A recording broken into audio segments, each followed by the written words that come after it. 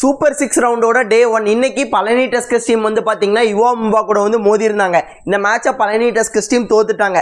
அது என்ன அப்படிங்கறத வந்து பார்க்கலாம். அண்ட் அது மட்டும் இல்லாம இனிமே என்னென்ன விஷயங்கள் நடந்தா பழனி டஸ்கர்ஸ் டீம் பிளே ஆஃப்க்கு குவாலிஃபை ஆவாங்க அதையும் டீடைல்டா பார்க்கலாம். ஸோ வீடியோ ஸ்கிப் பண்ணாம பாருங்க. புதுசாக வந்து பாக்குறீங்கன்னா சேனலை சப்ஸ்கிரைப் பண்ணிட்டு இந்த வீடியோக்கு ஒரு லைக் கொடுத்துக்கோங்க.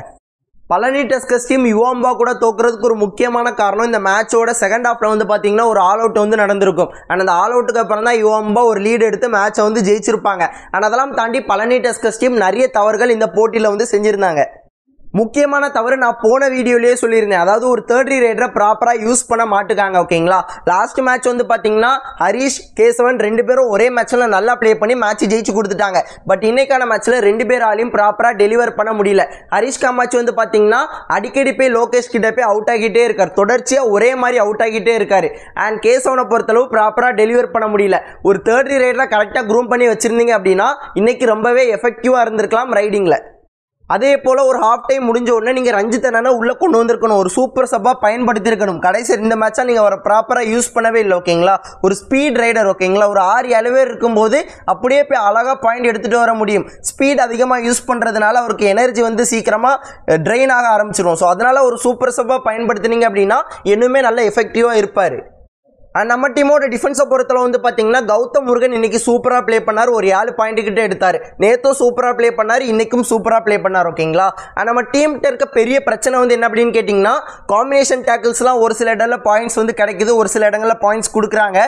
அண்ட் முக்கியமான இடங்களில் வந்து பார்த்தீங்கன்னா மல்டிபிள் பாயிண்ட்ஸ் வந்து கொடுக்குறாங்க. அதுதான் மேட்ச் வந்து சேஞ்ச் பண்ணுது. ஒரு சிங்கிள் ரைடில் மல்டிபிள் பாயிண்ட்ஸ் கொடுக்கறதுனால மேட்ச் அந்த ரைட்லேயே டோட்டலாக மாறுது. ஓகேங்களா, ஒரு பெரிய அட்வான்டேஜை அவங்க கையில் கொடுக்குற மாதிரி. ஸோ அட்வான்ஸ் டேக்கிள் பண்ணுறது தப்பு இல்லை, பாயிண்ட் போகிறது தப்பு இல்லை. ஆனால் மல்டிபிள் பாயிண்ட்டாக போகும்போது அது வந்து பார்த்தீங்கன்னா ஒரு பெரிய எஃபெக்டை வந்து கிரியேட் பண்ணுது. இந்த மேட்ச்லேயும் அந்த மாதிரி ஒரு சம்பவம் வந்து நடந்திருக்கு. நீங்கள் மேட்சை பார்த்தீங்கன்னா உங்களுக்கு கிளியராக தெரியும். அண்ட் இந்த மேட்சோட லிங்கை கீழே டிஸ்கிரிப்ஷனில் கொடுக்குறேன், மறக்காமல் போய் செக் பண்ணி பார்த்துக்கோங்க. அண்ட் இப்போ இன்னைக்கான மேட்சஸ் எல்லாமே முடிஞ்ச பிறகு அந்த பாயிண்ட்ஸ் டேபிள் எப்படி இருக்குங்கிறத டிஸ்பிளேல பாருங்க. அண்ட் இங்கே வந்து பார்த்தீங்கன்னா பழனி டஸ்கர்ஸ் டீம் 5வது இடத்துல 24 புள்ளியோடு இருக்காங்க.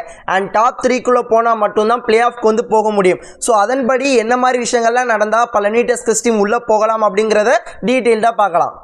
அண்ட் ஃபர்ஸ்ட் இந்த குவாலிஃபிகேஷன் சான்சஸ் எல்லாம் பார்க்குறது ஒரு லக்கு தான். ஓகேங்களா, இந்த டீம் தோக்கணும் இந்த டீம் ஜெயிக்கணும் அப்படிங்கிறத வச்சு தான் இருக்குது. ஸோ அதுக்கு ஃபஸ்ட்டு நம்ம அடுத்ததான் நடக்க போகிற 2 மேட்சஸும் ஜெயிக்கணும். ஓகேங்களா, நாளைக்கு சண்டிகர் சார்ஜர்ஸ் கூடயும் நாளைக்கு சோனிபட் ஸ்பார்டன்ஸ் கூடயும் ஜெயிச்ச அப்புறம் தான் இந்த குவாலிஃபிகேஷன் சான்சஸ் எல்லாத்தையுமே பற்றி பார்க்கணும். அந்த லக்கு கிக்கு எல்லாத்தையும் பற்றி பார்க்கணும். ஸோ ஃபஸ்ட்டு அந்த 2 மேட்சையும் நம்ம ஜெயிக்கணும்.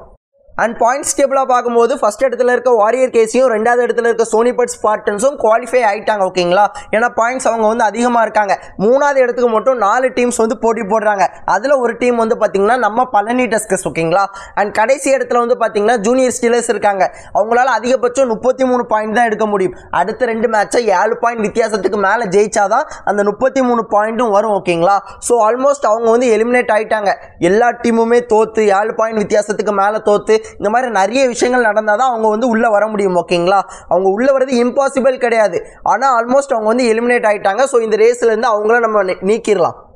அண்ட் இப்போதைக்கு 3 டீம்ஸ் வந்து இருக்காங்க. சண்டிகர் சார்ஜர்ஸ், யுவா மும்பா, பழனி டஸ்கர்ஸ். இதில் வந்து பார்த்தீங்கன்னா பழனி டஸ்கர்ஸ் டீம் அடுத்த 2 மேட்சஸையும் ஜெயிக்கணும். சண்டிகர் சார்ஜர்ஸை பொறுத்தவரை வந்து பார்த்தீங்கன்னா நாளைக்கு நம்ம கூட மோத போகிறாங்க. அண்ட் அதன் பிறகு வந்து பார்த்தீங்கன்னா டேபிளில் டாப்பில் இருக்க வாரியர் கேசி கூட மோத போகிறாங்க. இந்த 2 மேட்சையும் தோத்துட்டாங்க அப்படின்னா அவங்களும் இந்த ரேஸை விட்டு வெளியே போயிடுவாங்க. அண்ட் அது மட்டும் இல்லாமல் யுவா மும்பா, ஸோ யுவா மும்பா நாளைக்கு வாரியர் கேசி கூடியும் அதன் பிறகு ஒரு ஸ்ட்ராங்கான ஜூனியர் ஸ்டீலர்ஸ் கூடியும் மோத போகிறாங்க. அண்ட் அந்த 2 மேட்சையும் தோத்துட்டாங்க அப்படின்னா அவங்களும் எலிமினேட் ஆயிருவாங்க. ஸோ இந்த 2 டீமும் 2 மேட்சஸ் தோத்து நம்ம 2 மேட்சையும் ஜெயிச்சா மட்டும்தான் இந்த குவாலிஃபிகேஷன் சான்சஸ் வந்து நமக்கு கிடைக்கும். இப்போதைக்கு அதுக்கான வாய்ப்பு வந்து ரொம்ப கம்மியாக தான் இருக்கு. ஆனால் இம்பாசிபிள் கிடையாது.